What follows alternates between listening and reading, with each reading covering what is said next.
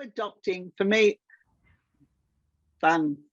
For me, adopting a design approach to this is more cyclical and iterative, because you're reflecting and you're embedding, or you're saying, oh, that's not working, so it's more of a sort of an iterative process than it is a early phase, late phase, that kind of thing. But it's hard, isn't it? Because that gets back to what we were saying before with Ella, was that it's more of a localized solution, rather than there's a formula for how this works in any particular school. Yeah, it's a spiral of inquiry. So it's in that regard. So you're doing double loop learning, but your audience changes from year to year, because you'll turn over 10% of your staff. You could turn over quite easily, or be a new school. So it's a spiral of inquiry. Yeah, yeah. So I suppose it kind of has a trajectory. And I'm just wondering, because we've talked about space, we've talked about pedagogy and mindset. The thing that I haven't heard come up is curriculum. So at what point, where in there is it necessary to really have an honest reflection on your curriculum to be able to facilitate such a change or such a shift, or to enable the requisite flexibility to allow this to happen in your institution? I think curriculum is one of those things that touches on the no one size fits all, because we all represent so many different jurisdictions here with different ways of, like in New South Wales, my state, it's been very prescriptive. In other states, it's somewhat more interpretive, the way they do it. I guess, Paul, from your Catholic schools, Catholic perspective. The curriculum, and again, I think Ian's correctly, it's localised. So the curriculum, though, in our context and most of Australian context, doesn't dictate pedagogy. No. And so the challenge there is for the leaders, your curriculum designers. And I talk about a new role around curriculum design, where it's unpacking and repacking the curriculum to suit the local context and also in the context of contemporary pedagogies. It doesn't rule out traditional pedagogies too, but there is a need. There is an absolute need, particularly in the secondaries, to unpack and repack. The primaries have been doing it for years. Yeah. Secondaries struggled because they lead their conversations with a timetable conversation instead of leading with a learning conversation and starting with really clear understandings of the principles of learning and teaching. And so then you can come back to that, and that's what you do. There's no curriculum that I've seen that says, this is exactly how you teach. It's a content document. I've often found there's a lot of, particularly for us, there's this like the state mandated curriculum in New South Wales. So there's a lot of, I've found over time, mythology builds around curriculum. Absolutely.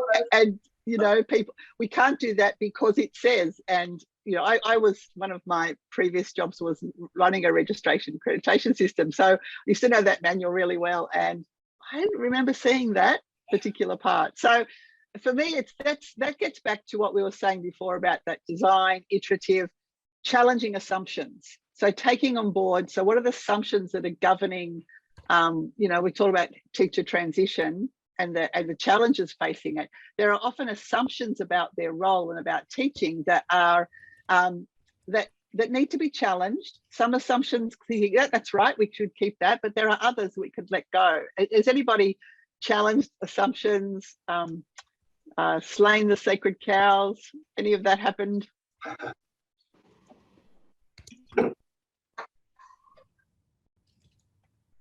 There's not enough time in IB to do this. There you go. Yeah, how do you stop the tail wagging the dog? That's exactly right. Yeah. Comes back to school leadership and how we like ultimately you're not going to transform any school at that size without the leadership. And so it is about, if you identify that the school leadership doesn't have those capabilities, then it's about systems working with them to develop those capabilities. Having said that, there could be some school leaderships that don't even see that themselves. So you're going back to first principles and saying, well, what's the moral purpose of what we're doing? And hence come back to learning and design, learning principles. But it is about the capabilities of the leadership team to lead to understand and lead the intent, and then lead the teachers on that same journey. And teachers are, mind you, teachers are we're just like any other class. We learn at different rates at different times. You know, I might be just getting married, or I might be having kids, or I've got some medical disease or something like that. So, you know, all of your staff aren't ready to journey at the same pace either. So it's recognising that. I always use the word go with the coalition of the willing. You can spend millions of dollars with the coalition of the unwilling and not get anywhere. Go with the coalition of the willing. So that was, I guess, that was a term I used I read an autoethnographic chapter about my previous experiences, and my colleague Steve Collis, he built the innovative core of the school I was at through this idea of just growing a coalition of the willing, you know, getting on board those people who are willing to make changes. And if you look at that diffusion of innovation, which is Rogers, but Simon Sinek writes a lot about it, you know, you start to grow innovation through, rather than mandate everybody has to do this, get on board those people who are the coalition of the willing, and people watch them and think, oh, I want to do that too. Yeah. I think this conversation goes around that old concept of the spaces, ILEs. Are they a catalyst for this sort of change? Do they, by their very existence, help teachers to see the extraordinary extra capacities they can build? Or are they an agent for change, in that they have to be recognised, have to be known, have to be fed and looked after in order for that change to happen? You know, we just came from a really good workshop here in Western Australia, the first of the workshops run for the project, and the really strong thing coming out of that is teachers want evidence. You know, if they want to do something different, they'll do it if there's evidence to show. And so, you know, I think one of the messages that certainly is coming through fairly strongly is, how do we build that evidence that's relevant to each person's situation, circumstances?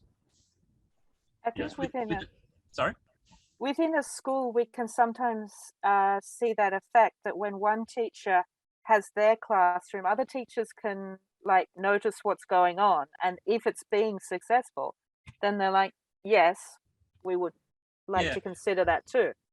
But often people want to watch someone sample it first.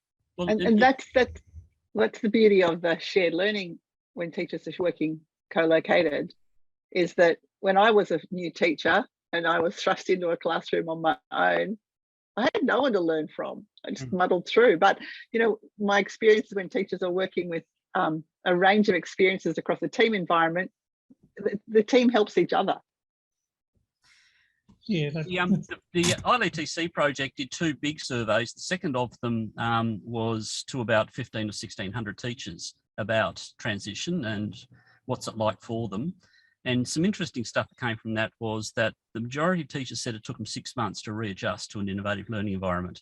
And it wasn't that they necessarily felt like they needed extra training or anything like that. So there's that sort of notion of teachers actually are inherently, you know, have the capacity to move and to change.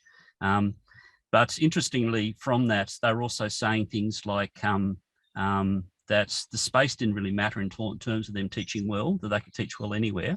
That's effectively what they were saying. But the third thing was their preferred choice was a more flexible environment over a traditional environment.